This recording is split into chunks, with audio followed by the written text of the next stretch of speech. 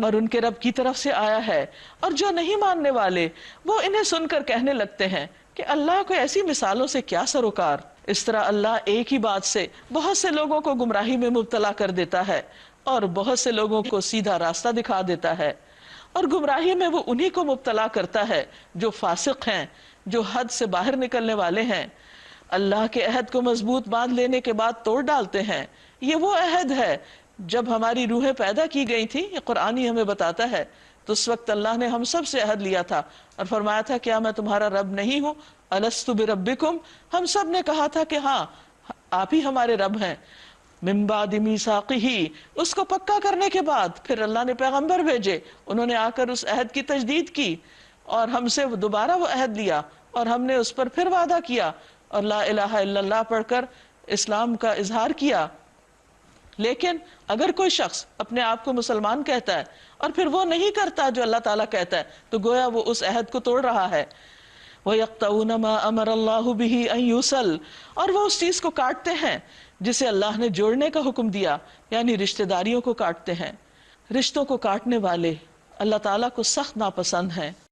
حدیث میں آتا ہے کہ بنی آدم کے اعمال ہر جمعرات کو پیش کیے جاتے ہیں اور کسی قطع رحمی کرنے والے کے اعمال قبول نہیں کیے جاتے جنہوں نے اپنے خون کے رشتوں کو کاٹ رکھا ہو اور ان سے تعلق ختم کر رکھا ہو۔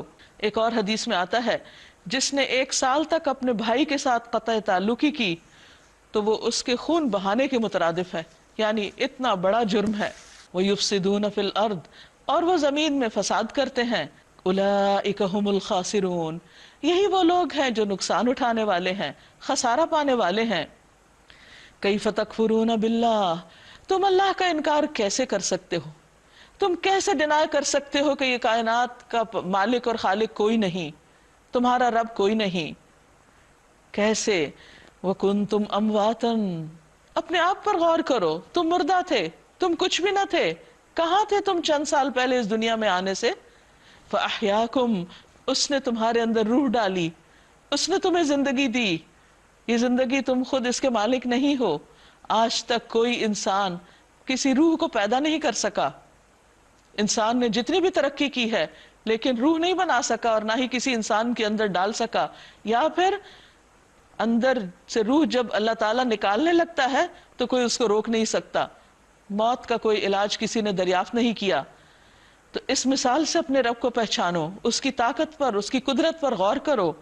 فَأَحْيَاكُمْ، اس نے تمہیں زندگی دی، ثُمَّ يُمِيتُكُمْ، پھر وہ تم کو موت دے گا، ثُمَّ يُحْيِيكُمْ، پھر وہ تمہیں زندگی دے گا، ثُمَّ إِلَيْهِ تُرْجَعُونَ، پھر تم اسی کی طرف لوٹائے جاؤ گے۔ کس لیے؟ کیوں؟ حساب دینے کے لیے۔ کس چیز کا؟ ان نعمتوں کا جو اس دنیا میں استعمال کر رہے ہو۔ وہی تو ہے جس نے تمہارے لیے زمین کی ساری چیزیں پیدا کی، پھر اوپر کی طرف توجہ فرمائی اور 7 آسمان استوار کیے، اور وہ ہر چیز کا علم رکھنے والا ہے۔ گویا اللہ وہ ہے جس نے یہ سب کچھ بنایا، اور کس کے لیے بنایا؟ یہ آسمان، یہ زمین، یہ پہاڑ، یہ دریا، یہ سمندر، یہ پودے، یہ پھل، یہ پھول، یہ کس کے لیے؟ انسان کے لیے، ہمارے لیے۔ ما فی الارض جمیعا، جو بھی زمین میں ہے، اوپر ہے یا اس کے اندر ہے، سب انسان کے لیے ہے۔ کتنا مہربان ہے وہ رب جس نے انسان کو اتنے انعامات سے نوازا اور پھر اس کے اوپر خوبصورت آسمان بنا دیا، اور وہ ہر چیز کا علم رکھنے والا ہے۔ اس کے بعد انسان کی تخلیق کا واقعہ بیان کیا جا رہا ہے۔ وَإِذْ قَالَ رَبُّكَ لِلْمَلَائِكَةِ إِنِّي جَاعِلٌ فِي الْأَرْضِ خَلِيفَةً، اور وہ وقت یاد کرو جب تمہارے رب نے فرشتوں سے کہا تھا کہ میں زمین پر ایک خلیفہ بھیجنے والا ہوں۔ قالوا، وہ سب بولے، اتجعل فیہا من یفسد فیہا، کیا آپ زمین میں کسی ایسے کو بنائیں گے جو اس میں فساد کرے گا اور خون بہائے گا؟ حالانکہ ہم آپ کی حمد کے ساتھ آپ کی تسبیح بیان کر رہے ہیں اور آپ کی پاکی بیان کرتے ہیں، یعنی اگر انسان کو عبادت کے لیے پیدا کیا جانا ہے تو ہم عبادت کر رہے ہیں۔ قال انی اعلم ما لا تعلمون، اللہ تعالیٰ نے فرمایا بے شک میں وہ جانتا ہوں جو تم نہیں جانتے، یعنی انسان صرف فساد نہیں کرے گا، اس میں اچھے اچھے لوگ بھی بہت ہوں گے۔ اور پھر اس کے بعد اللہ تعالیٰ نے آدم علیہ السلام کو ساری چیزوں کے نام سکھا دیے، یعنی انسانوں کے بھی اور جو کچھ زمین میں پیدا کیا ان تمام چیزوں کے۔ پھر انہیں فرشتوں کے سامنے پیش کیا اور فرمایا اگر تمہارا یہ خیال صحیح ہے کہ انسان زمین میں فساد ہی کرے گا اور خون ہی بہائے گا تو تم ذرا ان چیزوں کے نام تو بتاؤ۔ انہوں نے عرض کیا پاک ہے تو، ہمیں کوئی علم نہیں مگر وہی جو تو نے ہمیں سکھایا، یعنی آپ نے آدم کو تو یہ سب سکھایا، ہمیں نہیں سکھایا، لہذا ہمارا علم لمیٹڈ ہے، ہم ان چیزوں کا جواب نہیں دے سکتے۔ تو اس پر فرشتوں نے کہا انک انت العلیم الحکیم، بے شک آپ علم والے ہیں، حکمت والے ہیں۔ اس پر اللہ تعالیٰ نے آدم علیہ السلام سے کہا کہ اے آدم تم انہیں ان چیزوں کے نام بتاؤ۔ جب اس نے ان کو ان سب کے نام بتا دیے تو اللہ تعالیٰ نے فرمایا میں نے تم سے کہا نہ تھا کہ میں آسمانوں اور زمین کی وہ ساری حقیقتیں جانتا ہوں جو تم سے چھپی ہوئی ہیں، اور جو کچھ تم ظاہر کرتے ہو وہ بھی مجھے معلوم ہے، اور جو کچھ تم چھپاتے ہو اس سے بھی میں خوب واقف ہوں۔ تو اللہ تعالیٰ نے فرمایا کیا میں نے تم سے کہا نہ تھا کہ میں آسمان و زمین کے غیب جانتا ہوں، اور میں وہ بھی جانتا ہوں جو تم ظاہر کرتے ہو اور وہ بھی جو تم اپنے دلوں میں چھپاتے ہو۔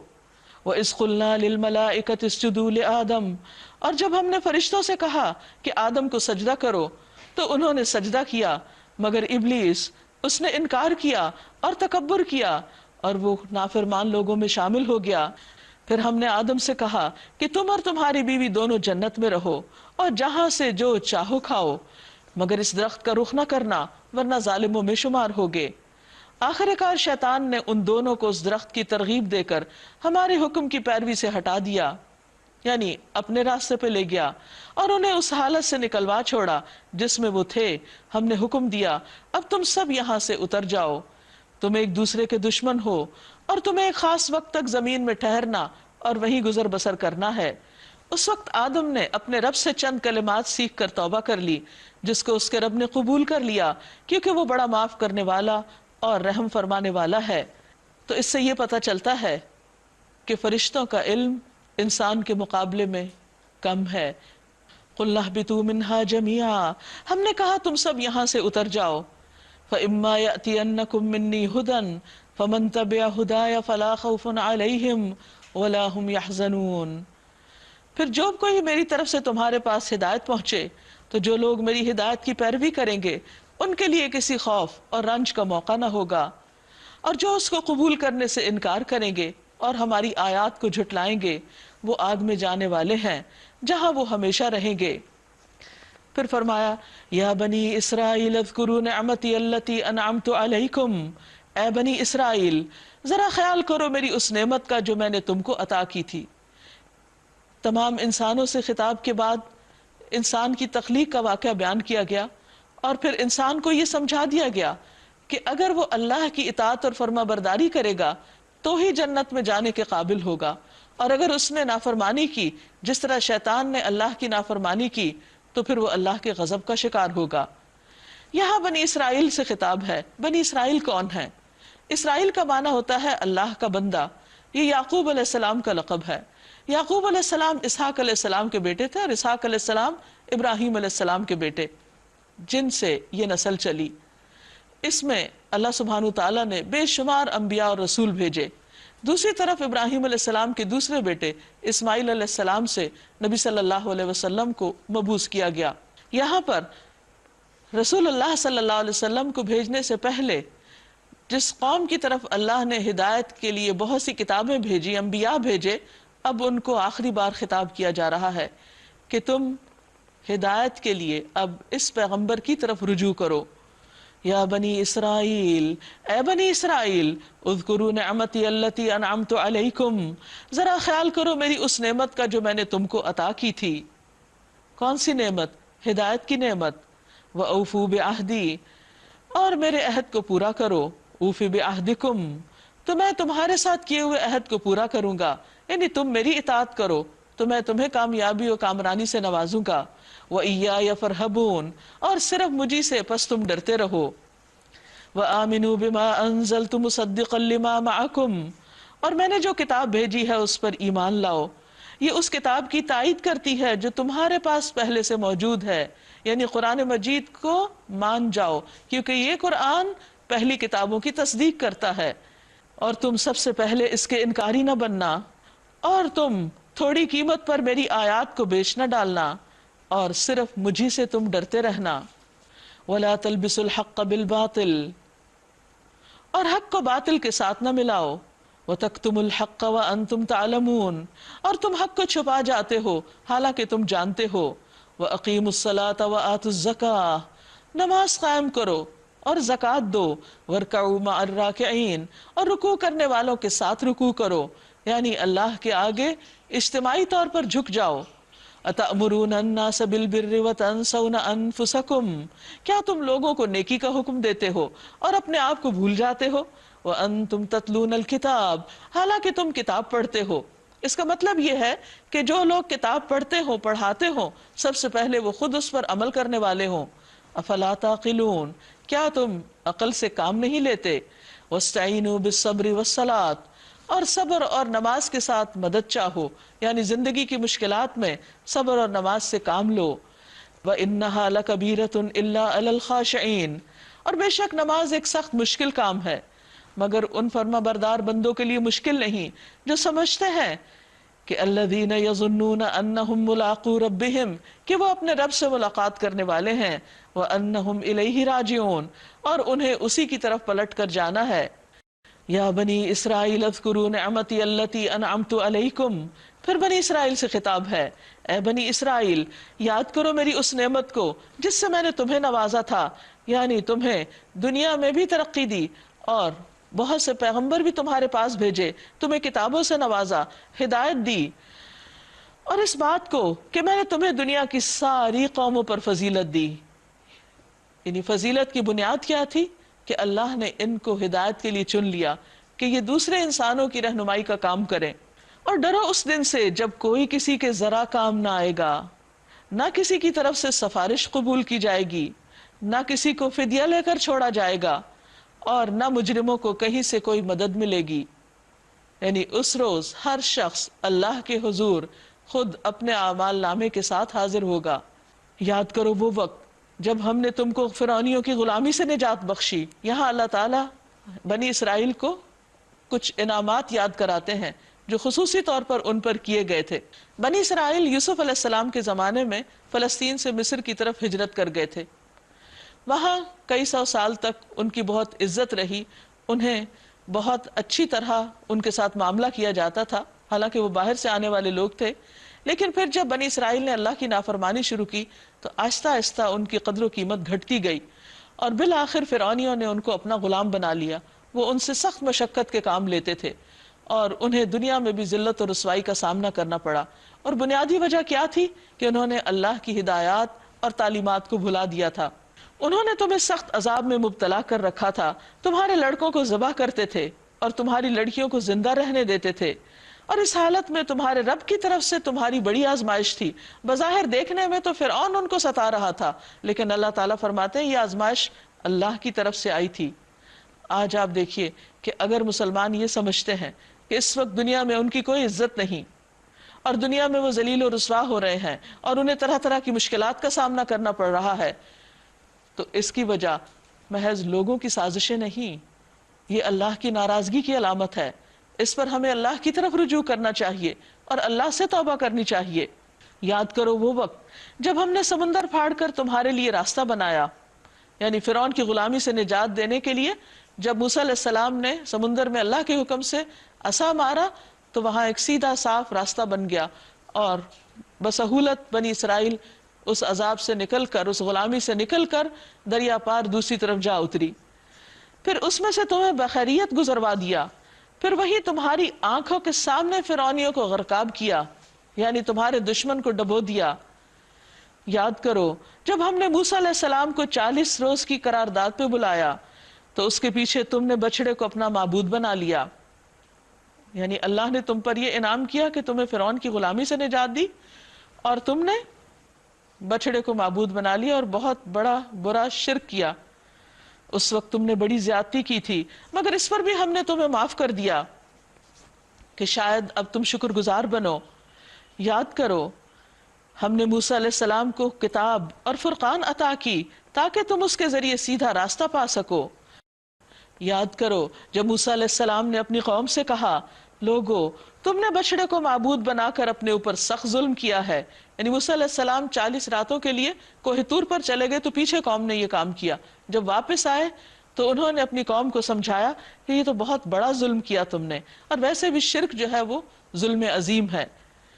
لہٰذا تم لوگ اپنے خالق کے حضور توبہ کرو اور اپنی جانوں کو ہلاک کرو، اسی میں تمہارے خالق کے نزدیک تمہاری بہتری ہے. یعنی دنیا کی سزا بھی ان کو دی گئی.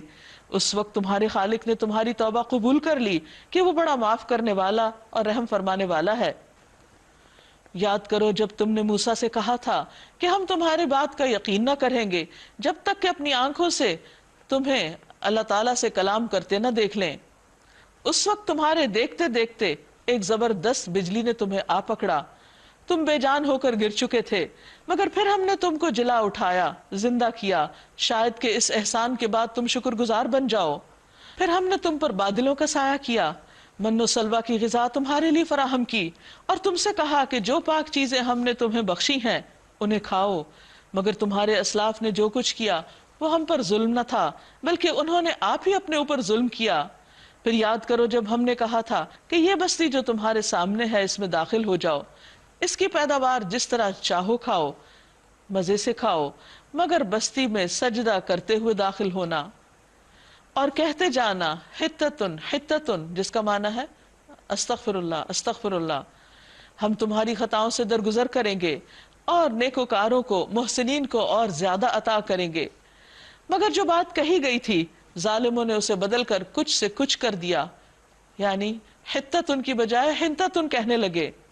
آخر کار ہم نے ظلم کرنے والوں پر آسمان سے عذاب نازل کیا، یہ سزا تھی ان نافرمانیوں کی جو وہ کر رہے تھے. یاد کرو وہ وقت جب موسیٰ علیہ السلام نے اپنی قوم کے لیے پانی مانگا تو ہم نے کہا کہ فلاں چٹان پر اپنا عصا مارو، چنانچہ اس سے 12 چشمے پھوٹ نکلے، اور ہر قبیلے نے جان لیا کہ کون سی جگہ اس کے پانی لینے کی ہے. اس وقت یہ ہدایت کر دی گئی تھی کہ اللہ کا دیا ہوا رزق کھاؤ پیو اور زمین میں فساد نہ پھیلاتے پھرو. یاد کرو جب تم نے کہا تھا کہ اے موسیٰ ہم ایک ہی طرح کے کھانے پر صبر نہیں کر سکتے، اپنے رب سے دعا کرو کہ ہمارے لیے زمین کی پیداوار، ساگ، ترکاری، کھیرا، ککڑی، گیہوں، لہسن، پیاز، دال وغیرہ پیدا کرے، یعنی چٹپٹے کھانے کھا سکیں. تو موسیٰ علیہ السلام نے کہا اتستبدلون الذی هو ادنی بالذی هو خیر، کیا ایک بہتر چیز کی بجائے تم ادنا درجے کی چیز لینا چاہتے ہو؟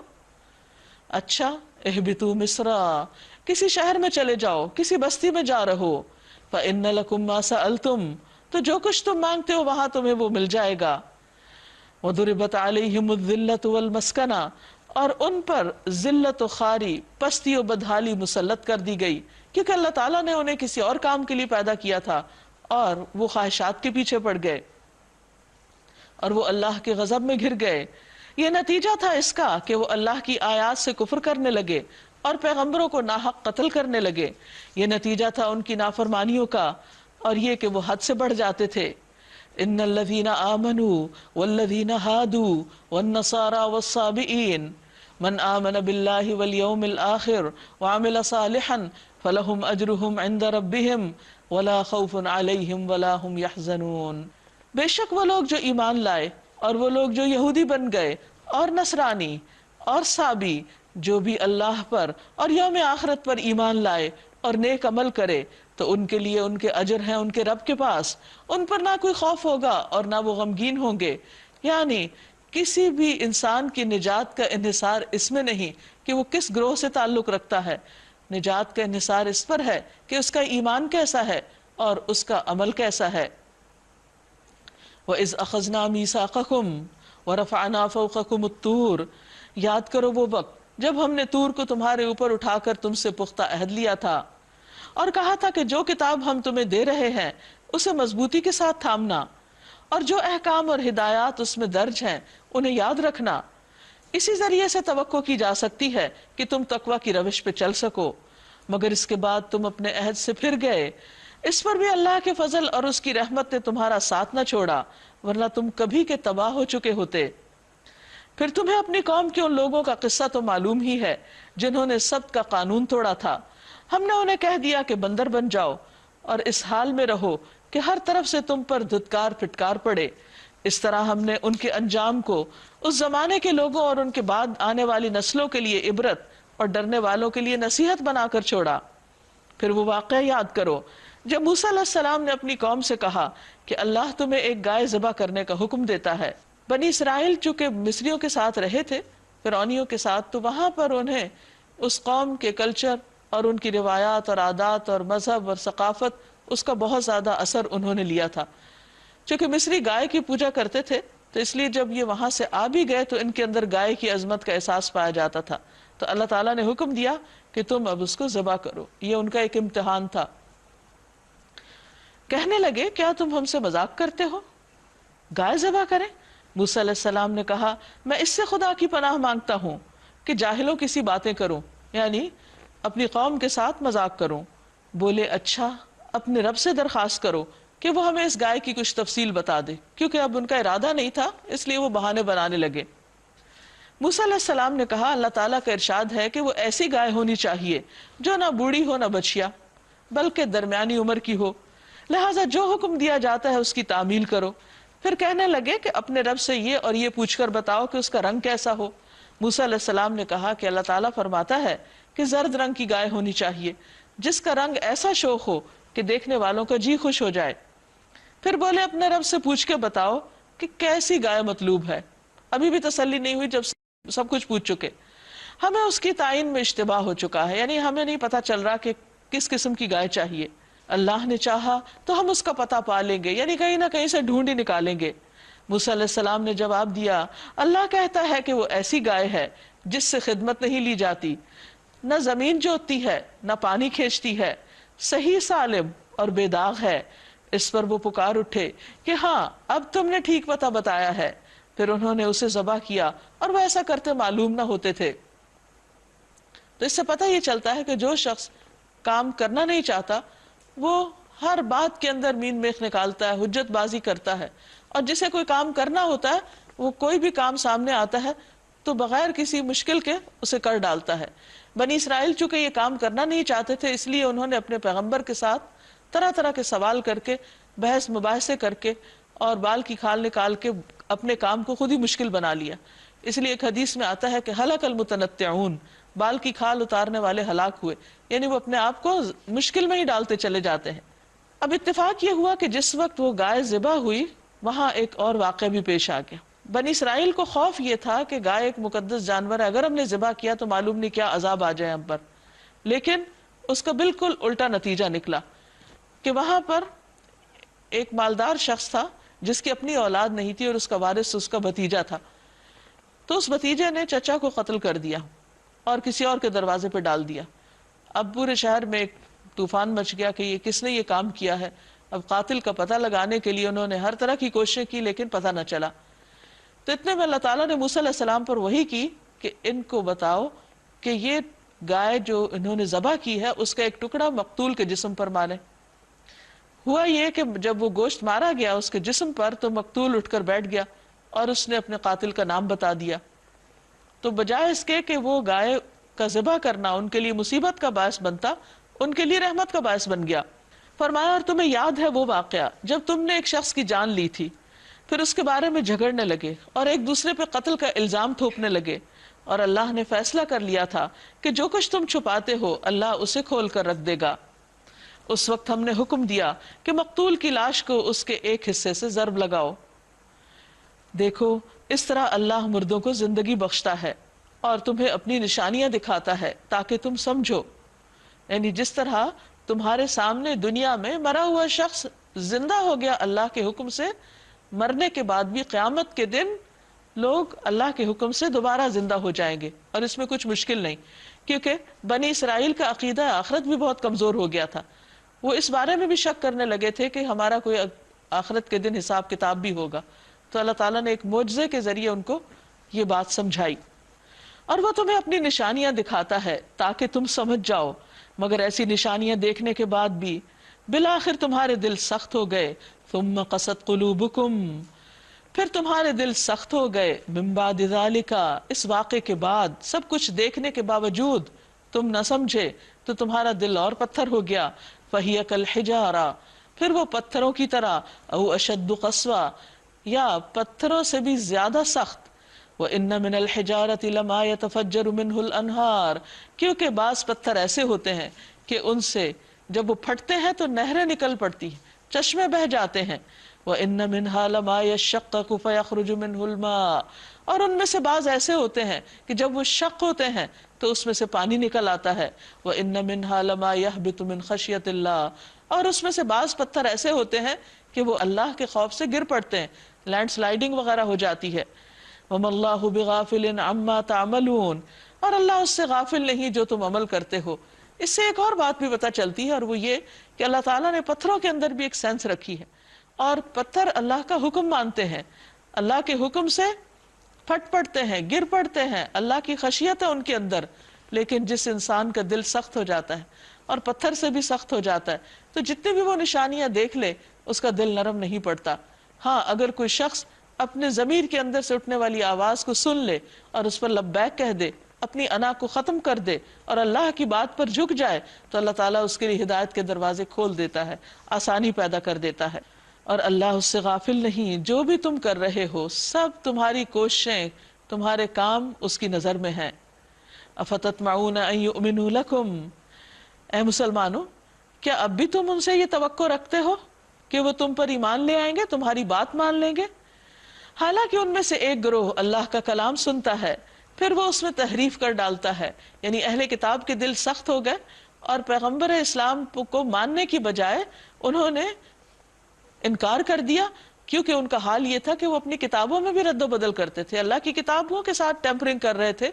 اور جو قوم اللہ کی کتاب کے ساتھ ایسا سلوک کرے پھر اس کو ہدایت کہاں سے ملے گی؟ من بعد ما عقلوہ، اس کے بعد کہ انہوں نے اس کو سمجھ لیا تھا. وہم یعلمون، اور وہ جانتے بوجھتے یہ کر رہے تھے. وَإِذَا لَقُوا الَّذِينَ آمَنُوا قَالُوا آمَنَّا، اور جب وہ ان لوگوں سے ملتے ہیں جو ایمان لائے تو کہتے ہیں ہم بھی ایمان لائے، یعنی منافقت ہے ان کے اندر. وَإِذَا خَلَا بَعْضُهُمْ إِلَى بَعْضٍ، اور جب وہ آپس میں تخلیے میں ایک دوسرے سے ملاقات کرتے ہیں تو پھر کیا کہتے ہیں؟ کہتے ہیں کہ بے وقوف ہو گئے ہو، ان لوگوں کو وہ باتیں بتاتے ہو جو اللہ نے تم پر کھولی ہیں تاکہ تمہارے رب کے پاس تمہارے مقابلے میں انہیں حجت میں پیش کریں، یعنی کل قیامت کے دن جا کر تمہارے خلاف گواہی دیں. اور کیا یہ جانتے نہیں کہ جو کچھ یہ چھپاتے ہیں اور جو کچھ ظاہر کرتے ہیں اللہ کو سب باتوں کی خبر ہے؟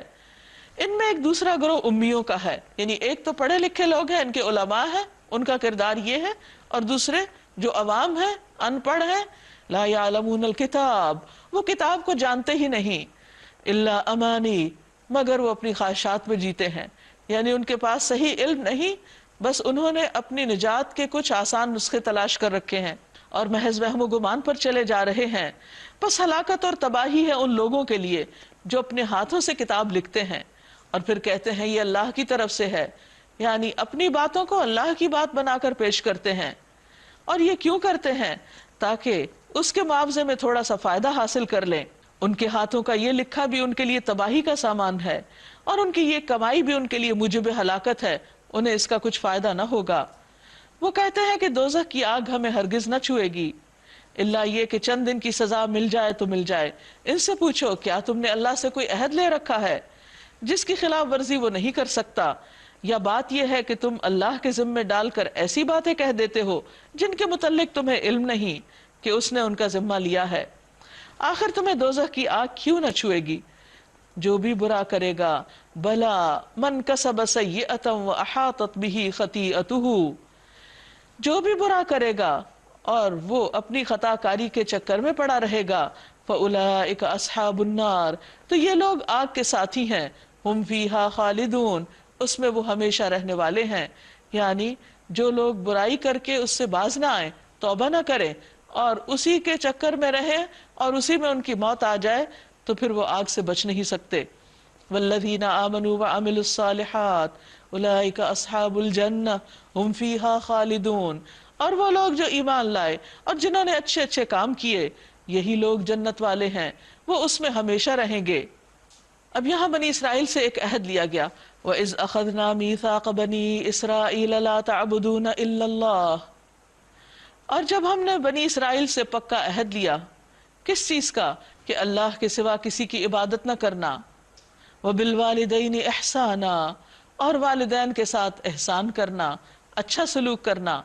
قرآن مجید میں ایک بار نہیں کئی بار یہ بات آتی ہے کہ اللہ کے حق کے بعد انسانوں میں سے سب سے بڑا حق والدین کا حق ہے، اور پھر یہ کہ ان کے ساتھ اچھا سلوک، احسان کا رویہ، برابری کا نہیں کہ اگر والدین ہمارے لیے اچھا کریں تو ہم اچھا کریں، وہ جو بھی کریں اولاد ہونے کے ناطے ہم پر فرض ہے کہ ہم ان کے ساتھ بہترین سلوک کریں، ان کی زندگی میں بھی اور ان کے فوت ہونے کے بعد بھی ان کے لیے صدقہ خیرات کر کے، ان کے لیے دعائیں کر کے، وذی القربا، اور رشتہ داروں کے ساتھ ان کے ساتھ بھی احسان، کیونکہ عام طور پر یہ ہوتا ہے کہ انسان کو اپنے قریبی لوگوں سے بہت سی شکایات ہوتی ہیں، اگر دونوں طرف صرف شکایات ہی کرتے رہیں تو کبھی بھی اصلاح نہیں ہو سکتی۔